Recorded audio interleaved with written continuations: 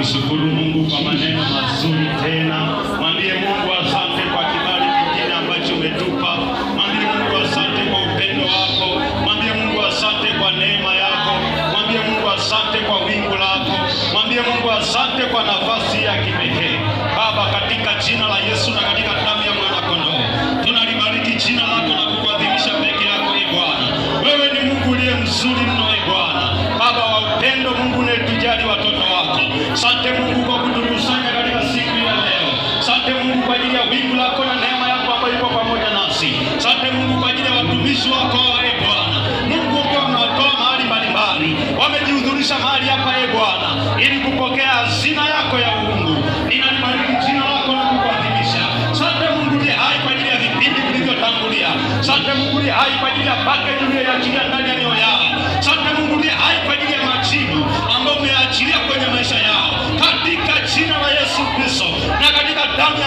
kondoo. Ni majira mengine, Bwana, watoto wako tunaenda kujifunza tena.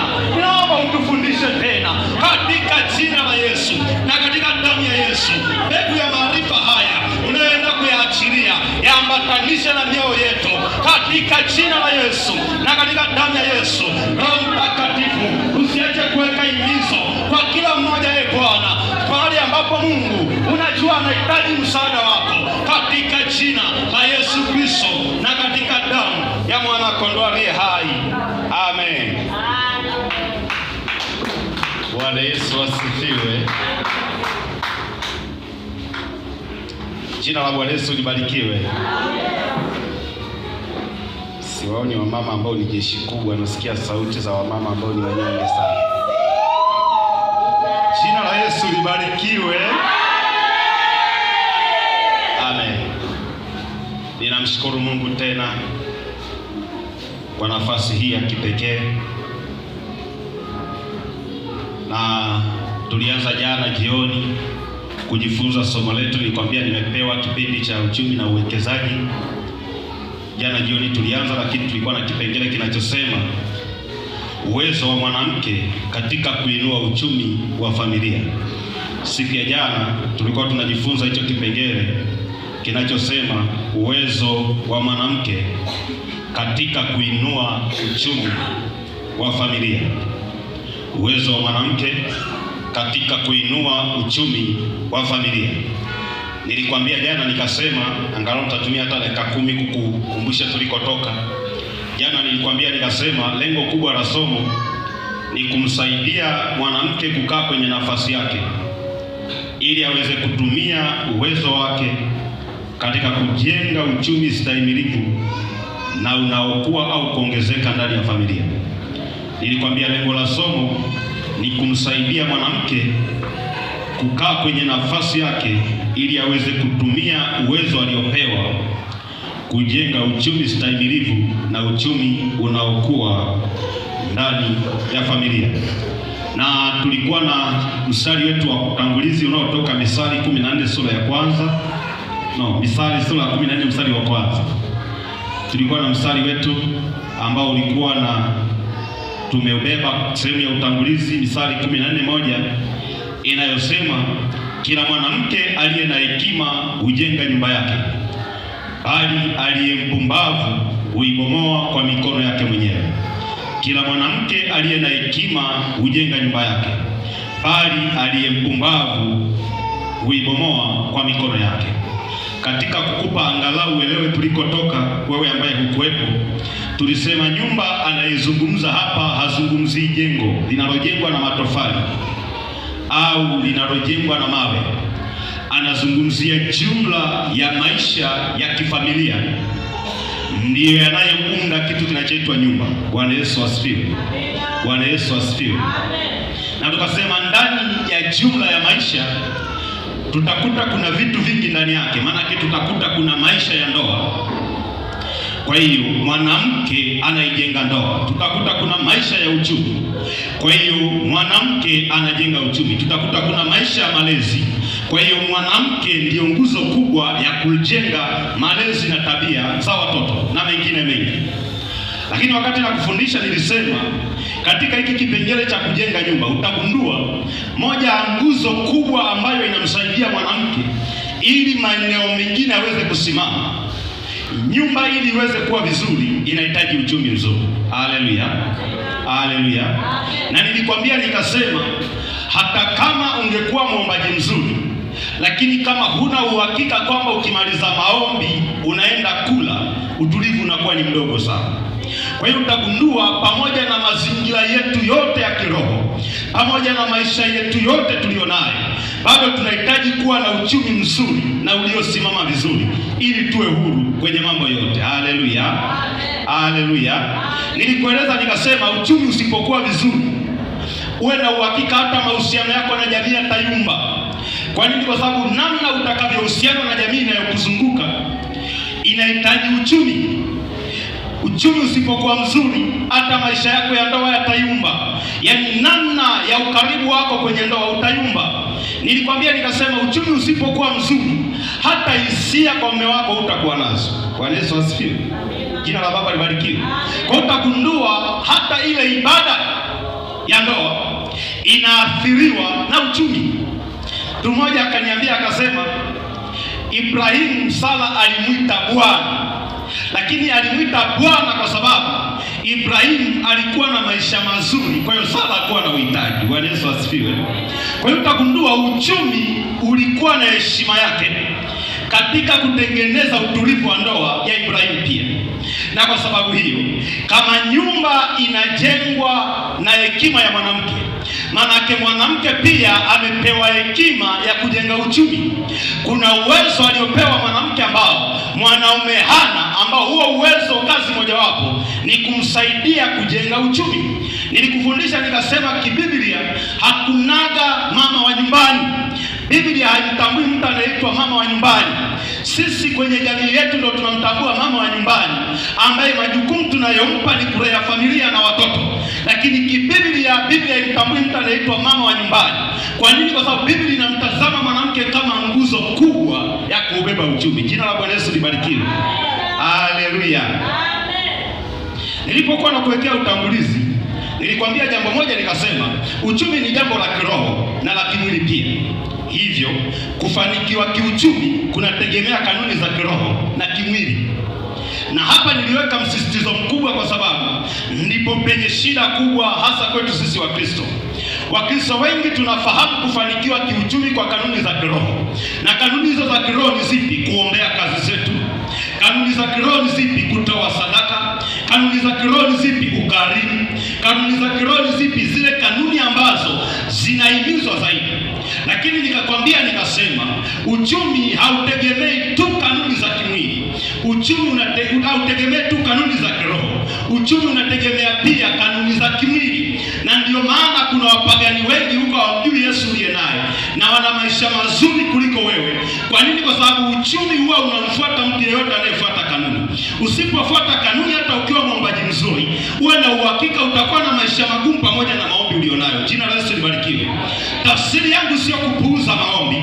Ndio maana nimekwambia kuna kanuni za kiroho na kanuni za kimwili. Tafsiri yangu na lengo langu kubwa ni kukuhimiza kwamba pamoja na kanuni za kiroho unazozishika, lakini pia bado unahitaji kuzijua kanuni za kimwili zinazowafanikisha wengine. Maana na wewe ukizishika zitakufanikisha na wewe pia. Haleluya watu wa Mungu. Haleluya watu wa Mungu. Jina la Yesu libarikiwe. Lakini nilikupa kitu cha pili, nikasema kitu cha pili kwenye utangulizi nilikupa, nikasema sehemu kubwa ya uwezo wa kufanikiwa kiuchumi kupitia kanuni za kiroho na za kimwili amepewa mwanamke. Yaani utagundua hakuna mafanikio yanayoweza kustawi ndani ya familia kama uwezo wa mwanamke haujahusika. Hata kama kuhusika kwake kumehusika kwa namna isiyoonekana, lakini ni lazima kila penye mafanikio ya kiuchumi ndani ya familia ni lazima mwanamke anahusika. Kwa hiyo ukiuzuia uwezo wako kama mwanamke, uwe na uhakika umezuia uchumi wa familia kukua na kustawi. Haleluya. Baada ya kusema mambo hayo, nilikusemesha mambo machache kuhusiana na uwezo alionao mwanamke. Nilikupa vitu kama 5 hivi, ila kwa sababu ya muda wetu na kwa kuwa ninapita kwenye hiki kipindi ili kumpisha mwalimu kwenye kipindi chake, niombe tuingie kipengele cha leo. Bwana Yesu asifiwe. Bwana Yesu asifiwe. Kipengele cha leo kinasema mambo ya kukusaidia kudhibiti mapato na matumizi ya fedha zako. Mambo ya kukusaidia ili uweze kudhibiti mapato na matumizi ya fedha zako. Mambo yatakayokusaidia ili uweze kudhibiti mapato na matumizi ya fedha zako. Nilipokuwa ninamalizia, nilisema moja ya uwezo mkubwa aliopewa mwanamke ni kudhibiti mapato na matumizi yake. Na nilikutazamisha kwa kukusomea kitabu cha Tito ile sura ya 3 mstari wa 14, anaposema watu wetu nao wajifunze kudumu katika matendo mema kwa matumizi yaliyo ya lazima, ili wasiwe hawana matunda. Kwa hiyo maana yake utagundua moja ya matendo mema ambayo mtu yeyote aliyeokoka anatakiwa kudumu kwayo ni namna ya kudhibiti matumizi ya fedha anayoipata. Bwana Yesu asifiwe. Mwanamke yeyote au mwanaume yeyote ambaye anapopata fedha hawezi kuiheshimu kwa namna ya kujizuia kwenye matumizi ya kwake, uwe na uhakika huyo mwanaume au mwanamke kazi yake haitakuwa na matunda.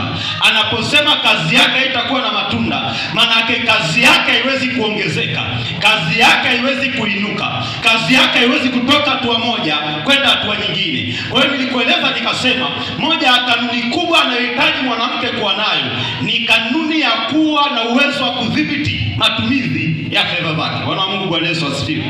Jina la Baba libarikiwe. Sasa leo nataka nikufundishe mambo machache yanayohusiana na mambo yatakayokusaidia ili uweze kudhibiti mapato na matumizi ya fedha zako. Jambo la kwanza, andika. Jambo la kwanza, fanya tathmini kujua vitu unavyovipa thamani kubwa kwenye maisha yako. Fanya tathmini ya kujua vitu unavyovipa thamani kubwa kwenye maisha yako. Fanya tathmini ya kujua vitu ambavyo unavipa thamani kubwa kwenye maisha yako. Bwana Yesu asifiwe. Narudia tena, andika kwa utaratibu. Fanya tathmini kujua vitu unavyovipa thamani kubwa kwenye maisha yako. Ni pointi muhimu sana na uinoti vizuri. Fanya tathmini kujua vitu unavyovipa thamani kubwa kwenye maisha yako. Fanya tathmini kujua vitu unavyovipa thamani kubwa kwenye maisha yako. Bwana Yesu asifiwe.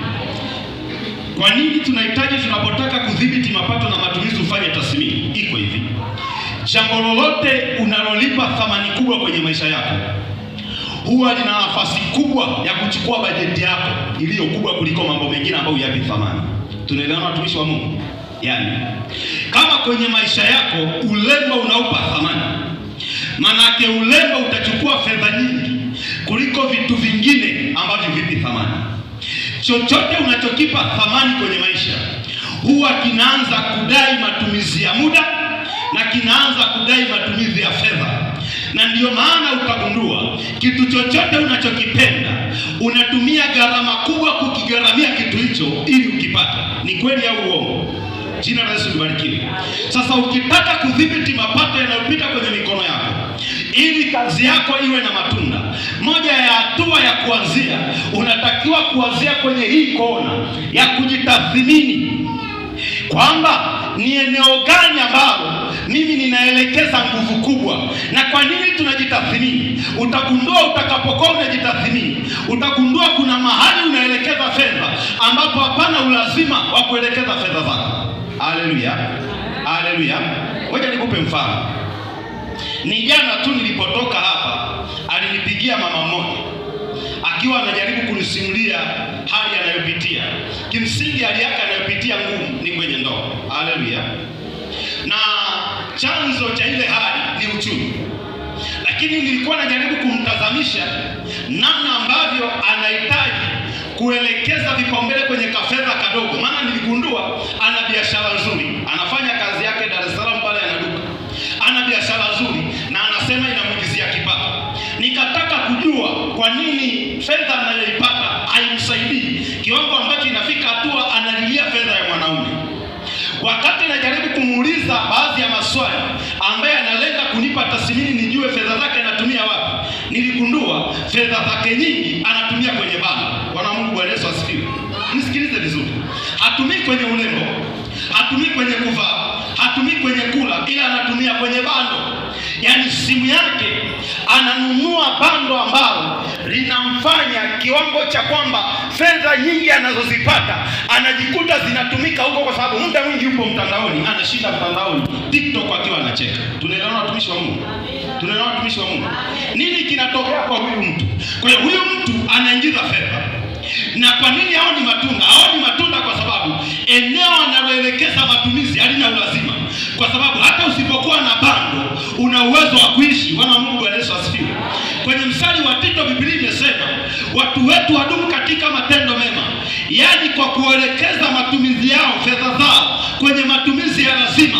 Matumizi ya lazima ni matumizi gani? Ni yale matumizi ambayo hiki kitu nisipokipata siwezi kuishi. Tunaelewana watumishi wa Mungu? Kwa hiyo hatuelekezi matumizi yetu kwenye vitu vya muhimu, tunaelekeza matumizi yetu kwenye vitu vya lazima. Inawezekana ni muhimu wewe kupendeza, lakini sio lazima upendeze. Tunaelewana watumishi wa Mungu? Nasema hivi, ni muhimu wewe kuvaa nguo nzuri, ila sio lazima uvae nguo nzuri. Sasa utagundua kwamba yamkini matumizi yako unaelekeza kwenye vitu vya muhimu, lakini uelekezi kwenye vitu vya lazima. Kila kitu kinaweza kikawa muhimu kwako, lakini sio kila kitu ni lazima kwako. Bwana Mungu, Bwana Yesu asifiwe. Jina la Baba libarikiwe. Jina la Baba libarikiwe. Utagundua kwenye kazi yako, pamoja na kafaida kadogo unakokapata, hata kafaida kalikuwa na uwezo wa kukusaidia kama ungeitumia hii hekima ya kibibilia ya kuelekeza matumizi kwenye vitu vya lazima. Wakristo wengi tunafeli hapa. Tunaelekeza matumizi yetu kwenye vitu ambavyo sio vya lazima. Sasa unawezaje kufanya hii tasmini? Kiuchumi tunasema, ngoja nikupe tu nikusaidie. Jambo litakalokusaidia ili uweze kufanya tasmini, tenga wiki 2 au mwezi mmoja ambao utakuwa unaandika matumizi ya kila fedha inayopita kwenye mikono yako. Watumishi, nafundisha uchumi. Bwana asifiwe. Yaani vifungu vya Biblia vinatupa tu mwongozo, lakini mimi nafundisha nini? Uchumi. Nachokuelekeza hapa kitakachokusaidia kwenye uchumi wako ili uweze kuinuka. Kwenye hiki kipengele cha kufanya tathmini, tenga mwezi, kwamba mwezi huu wa 11 nitaandika kila fedha ninayotoa. Kwa hiyo nauli zako za kila siku unaandika kwamba leo nilipanda bodaboda kwenda sokoni, shilingi 1000, unaandika kwenye daftari. Tunaelewana watumishi wa Mungu? Baadaye nilinunua pipi ya mtoto kwa sababu alililia pipi, hata kama ni 200, andika. Tunaelewana watumishi wa Mungu? Lengo ni unataka kufanya nini? Ndani ya muda mfupi tu. Mwingine anaweza akawa shapu ndani ya wiki 2 tu ikatosha. Unapoandika vitu vya namna hiyo, baada ya wiki 2 jumlisha matumizi ya fedha uliyotumia kwenye nauli, uliyotumia kwenye viburudisho, uliyotumia kwenye chakula cha mchana unachokula mgahawani, uliyotumia kwenye vocha yako, uliyotumia kwenye kila kipengele ndani ya wiki 2. Ukidumu kwa uaminifu kafanya ndani ya wiki 2, utakuwa umeshagundua ni wapi fedha yako inaenda kuliko eneo lingine. Kuna watu ambao wakifanya tathmini watagundua mlo wao wa mchana ndio unaowadhibitishia hela. Tunaelewana watumishi? Kuna watu wakifanya tathmini watagundua vitu vya ulembe ndivyo vinavyowalia hela. Kuna watu wakifanya tathmini watagundua furaha, vile viburudisho, yaani ule urafiki, ujirani mwema uliopitiliza. Tunaelewana watu wa Mungu? Yaani kuna ujirani mwema uliopitiliza. Jana nilikwambia uchumi haupendi huruma. Yaani mtu ambaye anataka kuwa mchumi mzuri na mwekezaji mzuri hataki kuwa na jicho la huruma. Haleluya watu wa Mungu. Yaani kimsingi upasi kuwa na huruma kwenye kazi yako. Linapokuja swala la uchumi, mama huruma hataki. Haleluya watu wa Mungu. Haleluya watu wa Mungu. Kwa hiyo wewe andika kila kipengele, kisha andika. Baada ya hapo fuatilia kwamba kwenye haya yote niliyotumia ni kitu gani kimekula hela nyingi zaidi. Utakuja kugundua sehemu kubwa ya fedha umezielekeza kwa vitu ambavyo havikuwa na ulazima kwako. Bwana Mungu, Bwana Yesu asifiwe. Bwana Yesu asifiwe. Jina la Baba libarikiwe. Sasa ukishafanya tathmini ya namna hii, maana utakuwa umefika kwenye hatua nzuri ambayo unao uwezo wa kujitathmini, kujua nirekebishe wapi, ni wapi ninaweza nikatengeneza nikarudi kwenye mfumo wangu wa kawaida. Kwa mfano kama huyo ninayekwambia ambaye alikuwa anajaribu kunisimulia, nilikuja kugundua kwa siku moja anatumia bando lisilopungua shilingi 4000 kwa siku. Shilingi 4000. Bwana Mungu, Bwana Yesu asifiwe. Yaani shilingi 4000 anaitumia kuweka kwenye simu. Kwa wiki maana yake siku 7. Maana baadaye ninapomuuliza kwamba unatumia akili gani kuweza kutumia shilingi 4000 kwa siku, maana ukipiga hesabu utagundua unatumia hela nyingi sana. Kwa nini unaamua kufanya vitu vya namna hiyo? Akasema, mtumishi, mimi mume wangu ni bando. Nisipokuwa na bando nakuwa mpweke sana. Nikasema, nakuwa mpweke kwa sababu huna kazi ya maana. Bwana Yesu asifiwe. Jana nilikufundisha nikasema, moja ya uwezo aliopewa mwanamke ni uwezo wa kusimamia vyanzo vingi vya kipato kwa wakati mmoja na vikaleta faida kwa ubora ule ule. Bwana Mungu, Bwana Yesu asifiwe. Nilikueleza nikasema mwanamke anatumia sehemu ya ubongo, upande wa ubongo na chini wa kushoto, ambao ule ubongo huwa una uwezo wa kufanya vitu zaidi ya kimoja bila kuathiri kingine. Ndio maana unaweza ukawa unachati hapa, huku unaongea na simu na mtu mwingine, na huku unapika, na hakuna mahali unachanganya maongezi. Kwa nini? Huo ni uwezo aliopewa mwanamke ambao mwanaume hana. Bwana Mungu Bwana Yesu asifiwe. Mimi nikiwa na chati huku naongea na wewe utanigundua tu, kwa sababu kuna muda lazima nihamishe akili yangu ielekee sehemu moja. Lakini mwanamke alipewa uwezo ambao ana uwezo wa kufanya mambo 6 kwa wakati mmoja na yote yakaenda, na nikupa mifano. Sasa utagundua huyu mtu kwa nini hana faraja. Anaishi kipweke. Anaishi kipweke kwa sababu akikaa dukani kwake ni hapo hapo. Mteja hayupo, hana faraja, yupo kipweke, na kwa sababu hiyo anajikuta anaamua kununua bando, anatumia fedha nyingi, alafu anasema mume wangu hanihudumii. Bwana Mungu Bwana Yesu asifiwe. Sina maana kwamba wanaume wasitaki kuhudumia familia, lakini ninachotaka kukufundisha ni kwamba wewe kwa dhamana uliopewa ya kuinua uchumi wa familia, unayo nafasi ya kuiheshimisha nyumba yako kwa uchumi bila kulialia kwa mwanaume, ingawa kila mwanaume anatakiwa kuhudumia familia. Jina la Bwana Yesu libarikiwe. Jina la Bwana Yesu libarikiwe. Kwa hiyo ukisafanya tathmini utakuwa umeshajigundua ni wapi unaelekeza fedha. Kuna vitu ambavyo havina ulazima kwako, lakini utagundua vielekeza fedha huko. Haleluya. Haleluya. Jambo la pili itakalokusaidia. Jifunze kuwa na budget ya mwezi, wiki na siku kwa maandishi, ili uweze kudhibiti mapato na matumizi ya fedha yako. Jambo la pili, jifunze kuwa na budget ya mwezi, wiki na siku kwa maandishi. Jifunze kuwa na budget ya mwezi, wiki na siku kwa maandishi. Jifunze kuwa na budget ya mwezi, wiki na siku kwa maandishi. Haleluya. Amina. Msisitizo hapo ni bajeti ya mwezi, wiki, siku ambayo imeandikwa, sio ambayo ipo kichwani. Tunaelewana watumishi wa Mungu? Ambayo imefanyaje? Sasa msikilize. Bajeti tunasema ni makadirio ya mapato na matumizi. Haleluya. Makadirio ya mapato na nini? Na matumizi. Ndio bajeti. Tafsiri rahisi ya bajeti ni kukadiria kwamba ndani ya huu mwezi nitaingiza shilingi 200,000 na nitatumia shilingi 80,000 ndani ya huu mwezi. Unapokadiria namna hiyo kwa mwezi, unarudi sasa kwamba kwa wiki nitakadiria nitaingiza kiasi gani, na kwa siku nitaingiza shilingi ngapi. Sasa msikilize vizuri sana wana wa Mungu. Watu wengi sisi ambao tupo level ya chini kiuchumi, wengi wetu, moja eneo ambalo tumekwama ni hili hapa. Hakunaga mtu ambaye amefanikiwa kimaisha ambaye maisha yake hayaendi kwa budget. Tunaelewana watumishi wa Mungu? Sisi ambao ni hohehae ndio tunafanya kila kitu muda wote, lakini mtu yeyote aliyesimama kiuchumi, uwe na uhakika maisha yake yanaenda kwa budget. Ukijifunza kwenda kwa budget, utagundua hii nidhamu ndio nidhamu mojawapo ambayo inawainua watu wengi kiuchumi, kwa namna ya kuwatoa sehemu moja kwenda sehemu nyingine. Unisikilize vizuri. Tunapozungumzia budget ni kama maono yanayokupa mipaka kwamba nifanye nini na sifanye kipi. Bwana Mungu Bwana Yesu asifiwe. Bwana Yesu asifiwe. Hasa wanawake, na waelekeza hiki kitu ni cha muhimu sana. Wanawake wengi hatuna bajeti ya fedha, na kwa sababu hiyo nikiwa na fedha mfukoni, hiyo fedha huwa naitumia kufanya chochote. Yaani naweza nikapita njiani, mtoto akalilia soda, sikuwa na bajeti ya soda, na kwa kuwa sina utaratibu wa bajeti najikuta nimenunua. Kwa nini? Sina utaratibu wa bajeti. Naweza nikapita, mtoto akalilia mdoli, kuna mdoli mwingine nimeuacha nyumbani, ila kwa kuwa amelilia mdoli naamua kununua. Kwa nini? Kwa sababu mimi sio mtu wa bajeti. Sasa mnisikilize tu. Unapoanza kutembea kwenye maisha ya bajeti ya kwamba mwezi huu nategemea niingize hiki kipato, hata kama utaingiza kwa mwezi 20,000, wewe andika tu, alafu andika na matumizi yako. Maana yake nini? Maana yake kitu chochote kitakachojitokeza ambacho hakipo kwenye bajeti yako kitasubiri bajeti inayofuata. Bwana Mungu Bwana Yesu asifiwe. Jina la Baba libarikiwe. Amina. Haleluya. Pale kazini nina kaka mmoja. Yule kaka alinifundishaga hiki kitu kwa vitendo kwa namna kubwa sana. Aliniambia hata kama unanidai hela na umekuja ukakuta ndo nalipwa mshahara huwa, lakini kama malengo yangu nilikupanga nikulipe mwezi ujao, sikupi. Wewe kama unanitangaza nitangaze, kama unafanya nini fanya, ila sikupi.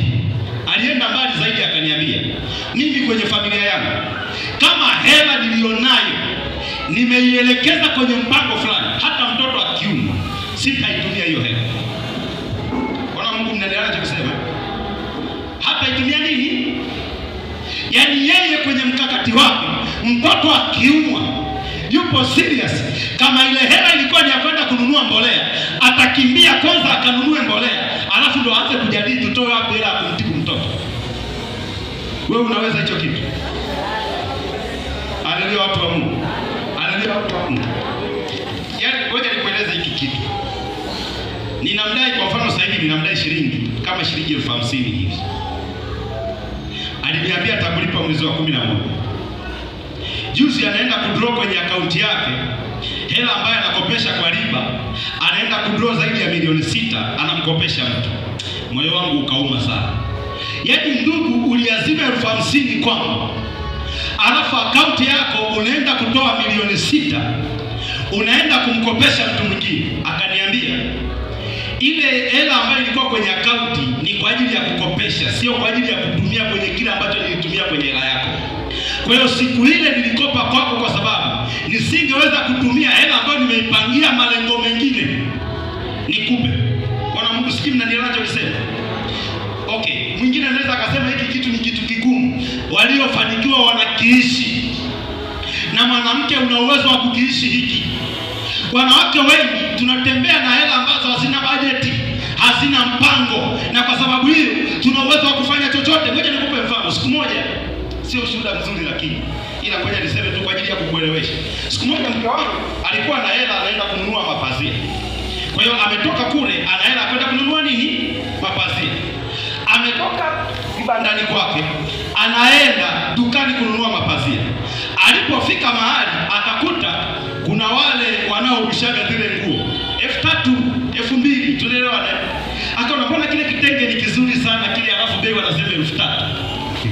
Bwana Yesu asifiwe. Bwana Yesu asifiwe. Wanapomrushia baada ya muda, alipotoa ile hela wakasema ongeza hicho shilingi kadhaa. Anasema hapana, mbona umesema shilingi kadhaa? Wakamtapeli hela. Anarudi ananungunika, ananiambia, nikamuuliza, ulikuwa na uhitaji wa kitenge kwa muda huo? Hapana. Nini kilikupeleka pale kutafuta kitenge? Budget. Bwana Mungu, Bwana Yesu asifiwe. Kutokuwa na mpango. Tunatembea na hela ambazo hazina mpango, na kwa sababu hatuwezi kujizuia, uwe na uhakika utafanya chochote. Wana wa Mungu, nasikilizeni wana wa Mungu. Sio kwamba kazi zetu hazina matunda. Kuna watu ambao tunafanya kazi hata kama faida ni ndogo, lakini hiyo faida ingeweza kutusaidia, ila kwa sababu hatuna budget, hatuna mipango kwamba nikiingiza hela kiasi hiki nipeleke kwenye hili eneo, tunajikuta kwamba kinachoingia tunakitumia tofauti na ilivyotarajiwa, na kwa sababu hiyo tunajikuta tunalalamika hali ngumu, ila kwa sababu hatuna budget. Na ukikuta tunatembeaga bila budget, wewe hata tukujihesabu, mimi ni maskini. Bwana Mungu, Bwana Yesu asifiwe. Narudia tena, maskini ndiye anayetembeaga bila budget. Haleluya. Haleluya. Ngoja nikuongezee kitu kingine. Unapokuwa unatembea na budget ya wiki, mwezi na siku, maana yake utakapokuwa amka asubuhi, usibebe hela ambayo haipo kwenye bajeti yako. Mwanamke, unanisikia? Unapotoka nyumbani, umesema siku ya leo maemezi yangu ni 1, 2, 3. Una shilingi 50,000, maemezi yako ni 16,000. Usiseme ngoja nibebe na 4,000 ya ziada. Unaenda kuitumia vibaya. Amnielewe? Bwana Yesu asifiwe. Bwana Yesu asifiwe. Hela yoyote unayoibeba nje ya budget itakushawishi kutoka. Jana nilikwambia mchumi mmoja anaitwa Parkinson aliwahi kueleza kanuni ya fedha. Anasema fedha ina kawaida ikishaingia inaanza kutafuta milango ya kutoka yenyewe, na ndivyo ilivyo. Yaani wewe hapo leo hii unaona, kwa mfano sasa hivi una hela. Yes, sasa hivi una hela. Ingie kulipa madeni. Ndio unagundua yani mimi nilifikiri hayo madeni tayari, kwa sababu ile biashara nikifanya pale tayaripa tu. Cha kwanza nishaanza kuwaza hivi, hizi nywele hizi niliosha mara mwisho lini? Bwana Yesu asifiwe. Imekuja bila nini? Malengo, na una budget. Fedha ikisha budget ya wiki, hatuna utaratibu wa kuwa na budget ya siku. Haleluya. Haleluya. Bwana Mungu, sisi kama naeleweka ninachokufundisha. Misali 29:18 anasema pasipo maono, kwenye mabano unaweza ukaweka pasipo budget Watu huacha kujizuia, watu huacha kujidhibiti. Pasipo maono watu huacha kujizuia. Yaani ukishakosa malengo, ukishakosa budget, hutakuwa na uwezo wa kujizuia, kwa sababu kuna vitu vitakuja tu vitakutamanisha. Huna mpango wa kupaka kucha leo, lakini ndo mpaka kucha amekuja pale. Najaribu kukimbizana na muda. Jambo la tatu, weka mkakati wa kuondoka au kutokuingia kwenye madeni yasiyo ya lazima. Weka mkakati wa kuondoka au kutokuingia kwenye madeni yasiyo ya lazima. Weka mkakati wa kuondoka au kutokuingia kwenye madeni yasiyo ya lazima. Jambo lingine litakalokusaidia, weka mkakati wa kuondoka au kutokuingia kwenye madeni yasiyo ya lazima. Naposema wa kuondoka, manake kama una madeni uwe na mkakati wa namna ya kuyamaliza, na kama huna madeni uwe na mkakati wa kutokuingia kwenye madeni yasiyo ya lazima. Bwana Mungu, Bwana Yesu asifiwe. Sasa mnisikilize vizuri sana. Nitaongea kiuchumi, nitaongea kibibilia. Kiuchumi, mkopo huwa unaruhusiwa na mkopo unaweza ukautumia kama mtaji. Tunaelewana? Kuna tofauti ya mkopo na deni. Kiuchumi deni haliruhusiwi, ila mkopo unaruhusiwa. Yaani kwa wale waliosoma uchumi wanajua kwamba mkopo unaruhusiwa ila deni haliruhusiwi. Mkopo ni fedha au mali unayopewa kwa makubaliano ya kuirejesha baada ya muda fulani. Sasa ule muda ukipita, hauwi mkopo tena, unakuwa nini? Deni. Bwana Mungu, tunaelewana? Yaani tukisema una madeni, yaani mama mwenye madeni ni yule mama ambaye alipewa mkopo. Mwanzo ulikuwa unaitwa mkopo, ilikuwa ulipe mwezi wa 8, lakini mpaka sasa mwezi wa 10 hajaulipa. Kwa hiyo huo tena sio mkopo, ni deni. Bwana Mungu, Bwana Yesu asifiwe. Bwana Yesu asifiwe. Sasa msikilize. Ninasema hivi, ukienda kwenye elimu ya uchumi, na hata tukiwaita wataalamu wa uchumi watakwambia kukopa inaruhusiwa, hasa kama una jambo ambalo tutakuelekeza hapa. Kiuchumi. Na kiuchumi hatukopaji ili tupate kula. Nisikilize tena.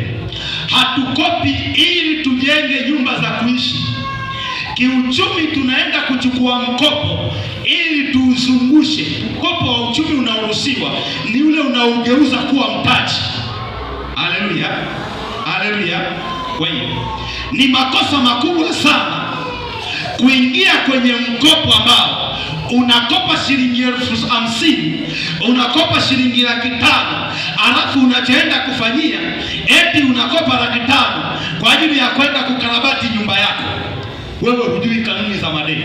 Bwana Mungu, Bwana Yesu asifiwe. Kwa nini? Kwa sababu kwenye lugha ya kiuchumi huwa hatukopi kwa ajili ya vitu vya matumizi ya kawaida. Hatukopi ili tule, hatukopi tulipe ada shuleni, hatukopi tufanye vitu vingine. Tunakopa ili ile hela tuizungushe, tuzalishie zaidi. Mnanielewa watu wa Mungu? Mnanielewa watu wa Mungu?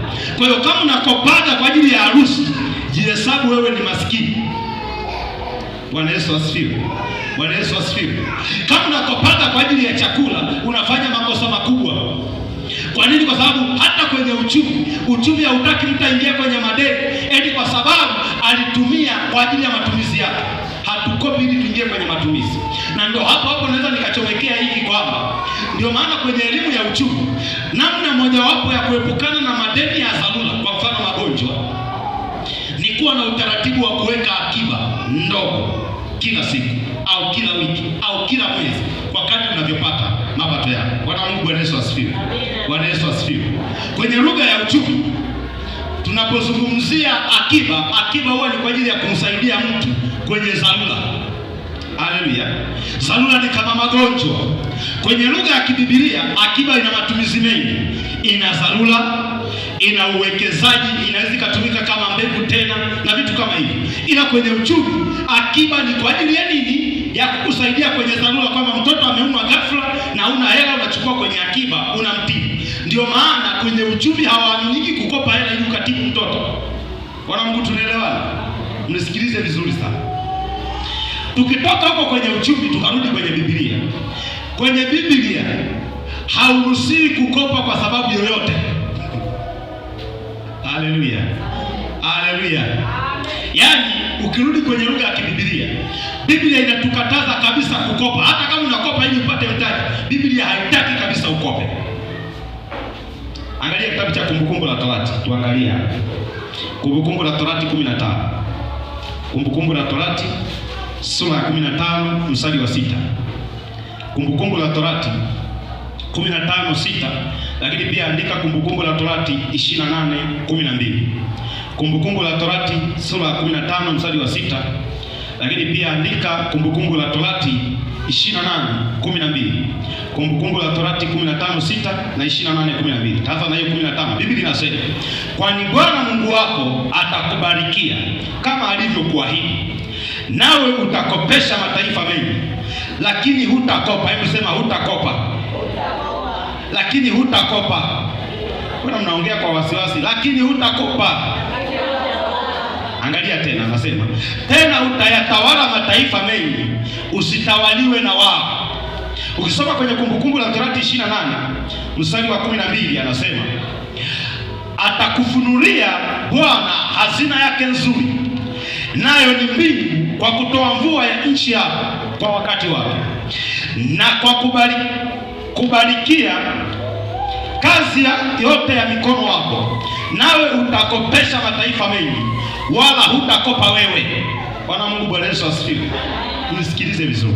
Kwa mujibu wa Biblia, mahali popote unapohitaji mtaji, Mungu ndiye mfadhili. Hebu sema Mungu ni mfadhili.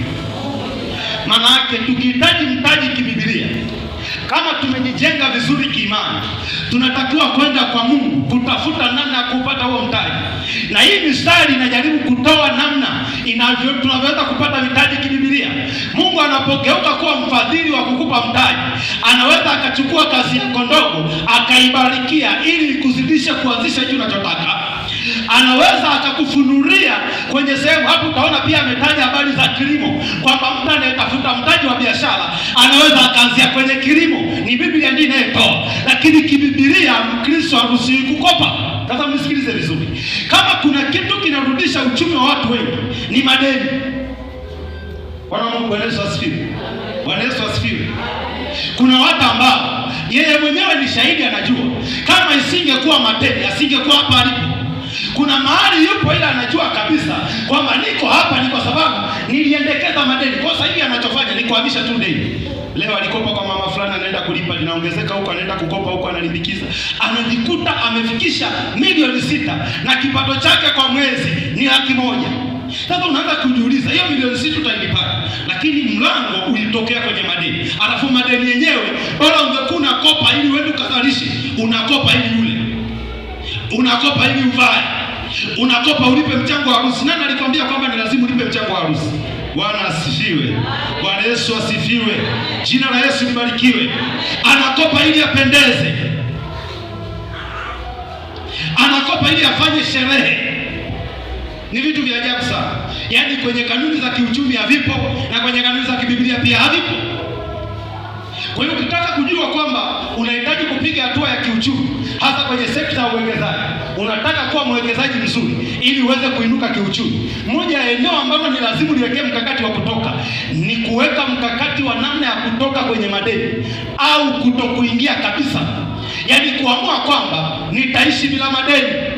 Kizazi chetu ndio kizazi kibaya sana kwa sababu ya ujio wa vikoba. Wanawake, Bwana Yesu asifiwe. Bwana Yesu asifiwe. Una makundi 10, una makundi 6, yote huko ndani yanadai rejesho. Na hayo makundi baadaye yamekuja na wazo la kuzalisha, ili tuzalishe tuwe tunakopeshana. Wenzako wakikopa wanaanzisha ufugaji wa kuku, wenzako wakikopa wanaenda kuanzisha baadhi ya vitu wanapeleka shambani huko. Wewe unakopa, alafu ukikopa ndio unagundua yaani nyumba yangu hii mbaya hii jamani.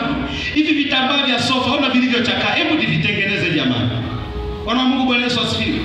Na kusemesha ni vitu vya kawaida, lakini wapo watu wanakopa kwa sababu hii. Sasa msikilize mwanamke wa Kikristo. Kama unataka kustawi kiuchumi, epuka kuingia kwenye madeni.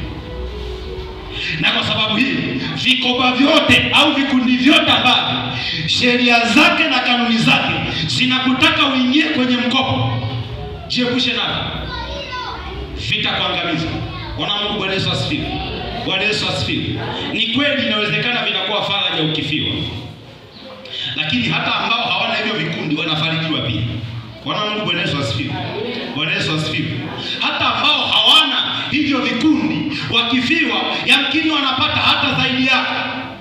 Lakini angalia, unaingia kwenye madeni, kwenye mzunguko ambao unakubali, unafanya kazi muda wote unawaza, yaani kioni na karibia saa 10 hujapata ile hela arejesha, pressure zinaanza. Ndio ile jana nikawa nakwambia, utajikuta sasa, yaani mtu ukiwa na madeni hata hisia zinapotea. Kwa hiyo mwanaume wako akitaka kuguse, utaanza kuona kama anakuonea hivi. Bwana Mungu, Bwana Yesu asifiwe. Visingizio vya nimechoka vitakuwepo kila siku, lakini kimsingi hizo hisia haziwezi kuja kwa sababu una madeni. Kwa sababu mtu mwenye madeni ana mawazo. Sasa lile jambo, ile ibada inapendaga akili iliyotulia. Bwana Mungu, tunaelewana watumishi wa Mungu? Najua tumefundishana huko nafikiri kwenye somo la mtumishi, lakini inapendaga hivyo vitu. Kwa hiyo utagundua hata mahusiano ya ndoa yanaharibiwa na madeni. Sio tu uchumi wako unaathiriwa. Kuna watu anaamua kujifungia ndani, hataki kwenda kazini kwa sababu kazini kwake anadaiwa. Bwana Mungu, Bwana Yesu asifiwe. Sasa mkakati mmoja wapo wa kukusaidia kuondoka kwenye madeni ni kuwa na mpango mkakati. Yaani unaandika kwamba mwaka huu, kutokana na kubwa wa deni lako, mwaka huu nimeamua nitoke kwenye madeni. Nadaiwa shilingi 600. Kipato changu usilazimishe kulipa zaidi ya uwezo wako. Unaweza kutenga hata miezi 6. Ukasema kila siku nitaweka akiba ya kulipa deni shilingi kadhaa, au kila wiki nitaweka akiba ya kulipa deni shilingi kadhaa. Ukishaanza kuweka huo mkakati, utajikuta baada ya muda, baada ya mwezi unaenda kuathirisha kale kiasi ulikokapata. Unaenda kupunguza kale kiasi ulikokapata. Baada ya miezi 6 utajikuta umemaliza madeni. Na ukimaliza madeni usiendekeze tena. Haleluya, watu wa Mungu. Ngojeni niseme tena kwa lugha nyingine. Nilikuwa nakwambia kiuchumi unaweza ukakopa kwa ajili ya kupata mtaji, lakini nataka kukwambia kwa namna ya kiroho, mtaji uliotoka kwenye madeni huwa hauzai. Mnanielewa watu wa Mungu? Kwa namna ya kiroho, mtaji uliotokana na madeni hauzaaji. Tungekaribisha watu wa shuhuda hapa, wangetuambia nani aliwahi kukopa mkopo ili awekeze na huo mkopo ukamzalia zaidi alilia. Bwana Mungu, Bwana Yesu asifiwe. Kwa nini? Kwa sababu kanuni ya kiroho inakutaka wewe uwe mtawala, sio mtawaliwa. Lakini pia kuna watu wanakopesha. Ninakumbuka kuna mama mmoja alikuwa anatushawishi sana tukope tupate mtaji, tukope tupate mtaji. Mtu mmoja akatuambia, huyu mama hapa mjini ana nyumba zaidi ya 10. Kati ya hizo nyumba 10, nyumba alizojenga ni nyumba 3. Nyumba zingine watu wakikopaga wanashindwa kulipa. Sasa sababu mojawapo ya kushindwa kulipa ni nini? Akikupa hela, yaani ukienda kumwambia nikopesha, anakuambia njoo kesho. Tunaelewana? Yaani hata kama anaenda anakuambia njoo kesho. Anaenda kuifanyia ibada ile hela kwa kunuiza anachokitaka yeye kwenye nyumba yake. Kwa hiyo kama anataka sofa, atanuiza sofa. Pambana unavyoweza kuizalisha hiyo hela, lakini ni lazima sofa aje alichukue. Bwana Mungu, siji kama unanielewa. Sasa yamkini na wewe umekuwa ukiingia kwenye mitego ya namna hiyo, umeingia kwenye madeni yasiyolipika. Kwa nini? Kwa sababu hujui kwamba wenzako hata kukopesha wanatumia kanuni za kiroho pia. Jambo la 4 linakalo kusaidia, unganisha nidhamu ya kutumia muda kwa usahihi. Unganisha nidhamu ya kutumia muda kwa usahihi katika kuongeza mapato yako. Unganisha nidhamu ya kutumia muda kwa usahihi katika kuongeza mapato yako. Unganisha nidhamu ya kutumia muda kwa usahihi katika kuongeza mapato yako. Unganisha nidhamu ya kutumia muda kwa usahihi katika kuongeza mapato yako. mnisikilize tena vizuri. Kuna uhusiano mkubwa sana wa namna unavyotumia muda wako kazini na namna utakavyopata matokeo kwenye kazi husika. Niseme kwa lugha nyingine, moja ya rasilimali muhimu inayoinua mapato ya mtu ni namna anavyotumia muda wake akiwa kazini. Bwana Mungu, Bwana Yesu asifiwe. Bwana Yesu asifiwe. Namna unavyotumia muda wako ukiwa kazini. Takwimu zinaonyesha kwamba watu wengi ambao tupo kwenye average ya kawaida ya uchumi, yani wale ambao tupo uchumi wa kawaida huu ambao unatutosha kula, kuvaa na kulala, ambao tupo hapa, tunatumia saa moja mpaka masaa matatu tu ya kufanya kazi. Tunaelewana tumishi wa Mungu? Saa moja mpaka masaa matatu. Na wale watu ambao wameinuka wapo kwenye hatua fulani ya kiuchumi, takwimu zinaonyesha wanatumia masaa 8. Walioinuka zaidi wanatumia masaa ya ziada zaidi ya hayo masaa 8. Sasa unisikilize, inawezekana kazini kwako unaenda saa 1 na unatoka saa 12, ila muda unaotumia kufanya kazi ni masaa 2 tu. Bwana Mungu, mnanielewa? Mnanielewa? Yaani inawezekana unatoka asubuhi kwenda shambani, na ukifika shambani huko, shambani unafika saa 3 kamili na unatoka saa 10 jioni, ila muda uliotumia kufanya kazi ni saa 1. Kwa hiyo matokeo ya mapato utakayoyapata hayatakuwa sawasawa na muda ulioshinda kazini, yatakuwa sawasawa na namna ule muda uliotumia kufanya kazi. Kama ulitumia saa 1, hiyo saa 1 ndio itakayokulipa. Haleluya, watumishi wa Mungu. Haleluya, watumishi wa Mungu. Kwa hiyo utagundua watu wengi tunatumia muda mwingi kupoteza muda. Yaani tupo kazini, lakini kuna vitu vya kufanya, ila huo muda tunapiga story. Tupo kazini, huo muda tunachati. Tupo kazini, huo muda tunapiga tu simu ambazo hazina hata msingi. Tupo kazini, na mwingine muda wa kuamka tu kwenda kazini ni tatizo. Na hasa kwa Wakristo. Bwana asifiwe. Kwa nini? Kwa sababu kwa Wakristo sisi muda wetu ni rasilimali kubwa. Kwenye huo muda Mungu anatutaka, kwenye huo muda kazi zinatutaka, na kwenye huo muda mwili unataka upumzike. Kwa hiyo utagundua kwamba Wakristo wengi tunalaumiwa kwa matumizi mabaya ya muda, kwa sababu likija kwenye swala la Mungu tutautumia muda vizuri. Likija kwenye swala la kupumzisha mwili tutatumia muda vizuri. Kwa hiyo muda unaonyimwa ni muda wa kufanya nini? Kazi. Bwana Mungu, Bwana Yesu asifiwe. Bwana Yesu asifiwe. Ndio maana jana nikakufundisha umuhimu wa wewe mwanamke kuwa na chanzo zaidi ya kimoja cha kipato. Kwa nini? Kuwa na chanzo zaidi ya kimoja cha kipato ni njia mojawapo ya kutumia muda wako vizuri. Kwa hiyo ule muda ambao wateja hawapo kwenye banda lako ndio muda ambao utautumia kufanya kitu kingine ukiwa unawasubiri wateja. Kwa nini? Kwa sababu wewe una ujuzi wa kusuka vikapu. Unasubiri wateja kwenye duka lako, huku unasuka vikapu, kazi inaendelea. Bwana Mungu, Bwana Yesu asifiwe. Jina la Baba libarikiwe. Wengi wetu matumizi yetu ya muda sio mazuri. Matumizi yetu ya muda sio mazuri. Jaribu kufikiri, unatumia muda masaa 4 kwa siku. Siku ina masaa 24. Kwa masaa 20 yote unatumia kuyapoteza kwa vitu ambavyo havina maana. Uwe na uhakika kwenye uchumi uweze kainuka. Bwana Mungu, Bwana Yesu asifiwe. Bwana Yesu asifiwe. Jambo la 5. Naenda kumaliza.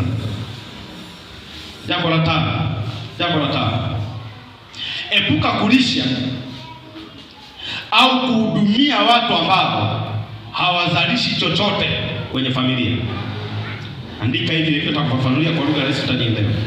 Epuka kulisha au kuhudumia watu ambao hawazalishi chochote kwenye familia, isipokuwa ni watoto wadogo au ni wanafunzi.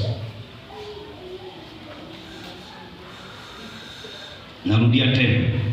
Epuka kulisha au kuhudumia watu ambao hawazalishi chochote kwenye familia, isipokuwa ni watoto wadogo au ni wanafunzi.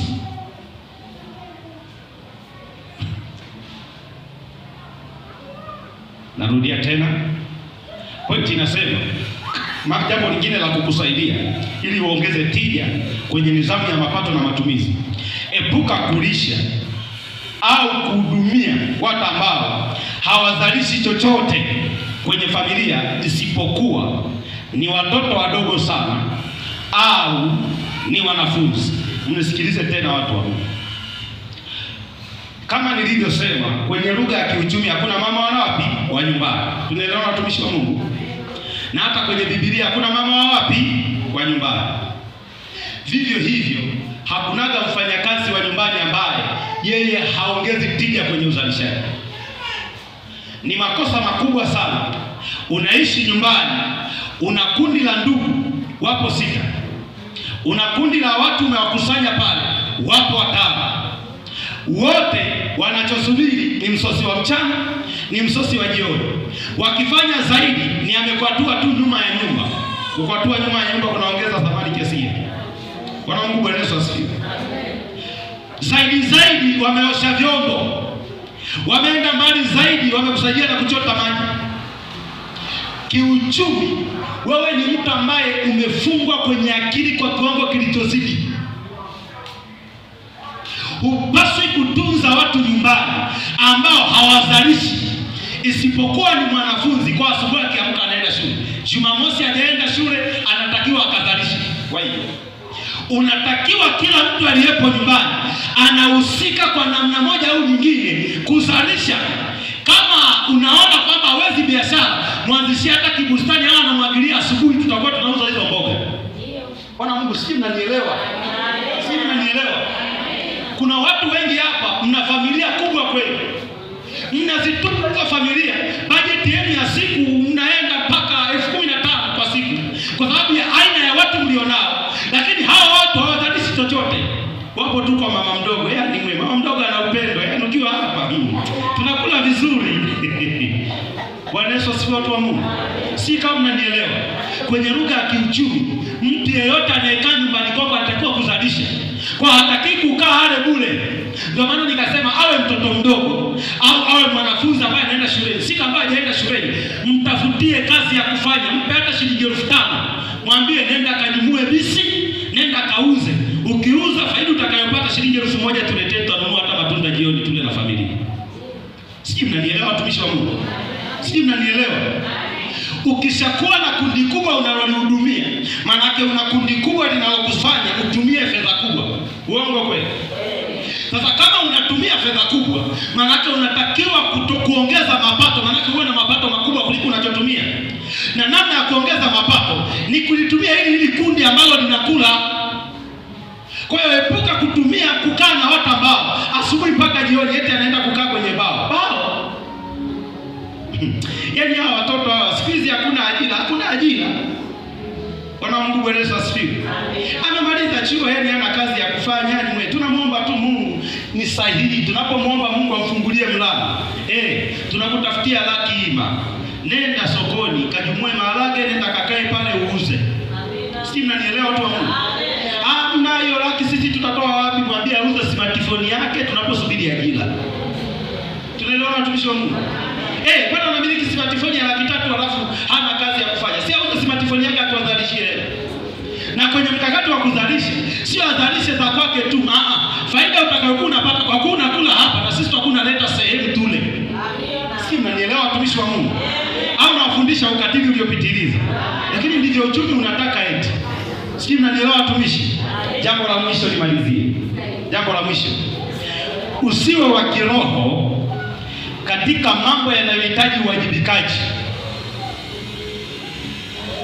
Jambo la mwisho.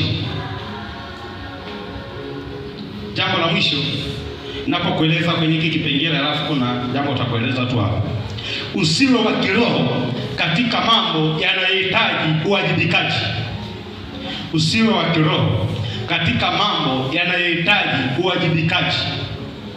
Kwa lugha rahisi ningeweza kusema, usitumie kanuni za kiroho mahali ambapo unatakiwa kuwajibika kwa kanuni za kimwili.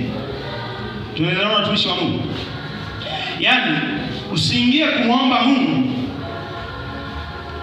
alipe fidia ya hasara ambayo ameingiza mfanyakazi wako dukani kwa uzembe, alafu namuomba Mungu akulimbikizie kwa kuwa unatoa zaka, wakati unajua hii hasara ameingiza kwa uzembe. Haleluya, haleluya. Mahali panapohitajika kuwajibishwa, wajibika au mwajibishe kwa kanuni za kimwili. Mimi ni mamalishe kwa mfano, nimekuajiri kuna chakula mama nilikupa upeleke huku, hujaleta hela nimefika pale hata sielewi ile imeendaje. Sawa mama, jioni na kukata mshahara wako. Bwana Mungu, Bwana Yesu asifiwe. Ndio maana nilikwambia uchumi hautakaji akina mama huruma. Ukishakuwa mama huruma, okay, kuna faida of course ya kuwa mama huruma. Haleluya. Faida mojawapo ya kuwa mama huruma, yaani wewe ni wa kuhurumia watu. Faida mojawapo, Mungu atafungua milango ya baraka, kwa chakula utakuwa unapata. Haleluya. Ila utaishia kupata chakula, hutainuka. Ndio maana kila mtu aliyetoka kwenye level za kupata mahitaji ya muhimu na lazima ameenda juu kiwango ambacho ana ziada, huyo mtu ni katili. Bwana Mungu, Bwana Yesu asifiwe. Bwana Yesu asifiwe. Sisi wengi tunataka kutumia huruma za kipendwa. Kwa kuwa niliyemwajiri ni mpendwa, kwa hiyo ninajua kabisa amefanya uzembe, sitaki kumwajibisha. Mwajibishe. Umeingiza hasara, ndugu yangu, unalipa na kukata. Mkate, kwa msimwonee huruma, kwa sababu ukimkata mwezi ujao atakuwa makini, kwa sababu anajua nikishaingiza chochote mimi ndo naingiliwa. Bwana Mungu, mnanielewa ninachokisema? Wengi tunakuwa na ule utu ambao mpaka umepitiliza, na huo utu ndo unaoua vitu vyetu. Lakini sio tu kwa wale tuliowaajiri, hata kwetu sisi wenyewe. Mahali ambapo hapahitaji kusoma Biblia, iweke pembeni, utasoma tulia. Hapa wajibika. Bwana Mungu, Bwana Yesu asifiwe. Bwana Yesu asifiwe. Yaani sio lazima kama kipindi ni saa 10 wewe ukawahi zaidi. Si nielezeje Bwana wa Mungu? Yaani sio lazima kipindi chetu cha fellowship kinaanza saa 10 kamili, wewe unaenda saa 9 kamili pale, unatoka unatembea taratibu. Ngoja nitoke natembea taratibu mpaka nifike pale, nitakuwa nimefika dakika 45, angalau tayari nitakuwa nimesogea. No, huo muda unapoteza kitu cha thamani ambacho kuna kitu ungeongeza. Wengi wetu kuna mahali tunaingiza ukiroho, mahali ambapo hapahitaji ukiroho. Wengine wameshaanza kuwaza, huyu ni mpagani sasa huyu. Niliwaambia toka jana nikasema kuna kanuni za kiroho na za kimwili. Haleluya, watumishi wa Mungu. Jina la Yesu libarikiwe. Kuna wengine tumeajiriwa, lakini msingi kwa kweli mabosi zetu watatufukuza kazi kwa sababu ya uzembe. Maana kwa sababu mabosi wetu ni wapole, kwa hiyo tumeamua na sisi tuingize huo upole kwenye hayo mambo. Haleluya. Nipungie mikono kama umenielewa. Siku ya jana nilikuahidi kukufundisha fursa ambazo anaweza kazifanya mwanamke, lakini Roho Mtakatifu wakati nafanya maandalizi akanipa hiki kipengele. Ndio maana umeona sijaenda huko ambako nitaka nikufundishe. Bwana Yesu asifiwe. Lakini badala yake kuna semina ya viongozi niliyofundisha na Manyele, viongozi wa NLC mkoa wa Rukwa. Ile semina nilifundisha na Manyele kwa viongozi, na nilikuwa nimewabebea kabrasha hii, limebeba fursa 148. Hizi fursa zipo mchanganyiko kwenye sekta mbalimbali kama sekta 8. Kwa hiyo zinamfaa aliyeinuka kiuchumi, anahitaji mawazo makubwa. Nimeyaweka hapa, anaweza akakupa mwongozo. Hujui cha kufanya. Bwana Yesu asifiwe. Yaani yule mtu ambaye hajui afanye nini. Kuna mambo 148 nimeyaweka hapa ambayo ukiyafanya yatakuingizia fedha. Tunaelewana watumishi wa Mungu? Haya mambo wewe ambaye uko chini nimeyachanganya. Hata ambaye unahitaji mtaji wa shilingi 10,000 yapo. Tunaelewana watumishi wa Mungu? Kwa hiyo hizi nakala nazitoa bure, ila kwa kuwa hazitoshi, ukihitaji kwenda kutoa kopi na hizi itakuwa shilingi 400, shilingi 500, mtaenda kutoa. Anayehitaji kuzipata ataenda kutoa na utakuwa na muda wa kuzisoma kwa uhuru. Bwana Yesu asifiwe. Wangapi wanahitaji la wanaela kutoa kopi? Yaani ambao wanahitaji la wanaela kutoa kopi walipungie mkono. Atakusaidia. Yaani unahitaji la wanaela kutoa kopi. Wengine wanaona hii. 1 2 3 4 5 6. Watu kama 10. Bwana Yesu asifiwe. Nikitoka hapa tawatolea hizo kopi. Nyewe wengine wenye uwezo wa kutoa kopi mtatoa hizi. Bwana Yesu asifiwe. Kiongozi wa wanawake wilaya ya Kasi, shika hii hapa. Utawasaidia watu wako. Kiongozi wa mambo, shika hii hapa. Kiongozi wa Sumbawanga wa makao makuu atumpi kwa sababu yeye yuko makao makuu. Walaela yuko wapi kiongozi wa Walaela? Shika hii hapa. Wa Matai, Mungu akubariki. Wa Sumbawanga utatoa kopi, na mimi wewe uwezo ukashindwa kutoa kopi kwa hapa mjini. Tusimame juu. Ninyi ambao mlinyosha, nafikiri nimeona kama mko kama 10 na ngapi hivi. Zenyewe kopi zenu tawatolea kwa gharama zangu mwenyewe, wala mna shida. Kwa hiyo msipate shida, kama unahitaji takupa hiyo nakala na itakusaidia. Haleluya. Naomba tumwabudu Mungu, alafu mwambie ninakushukuru Roho Mtakatifu kwa mbegu uliyonipandia. Lakini mwambie Mungu, ninaomba ukanisaidie kuishi hii mbegu. Najua mtumishi atakuja kutongoza maombi mengine ile jioni, na muda wake umefika hapa, na dakika kama 10 tu mtumishi asimame. Kwa hiyo nikuombe sasa tumwabudu Mungu, mshukuru Mungu, alafu mwambie Mungu nisaidie kuyatufanyia kazi haya ambayo nimejifunza. Karibu tumwabudu Mungu.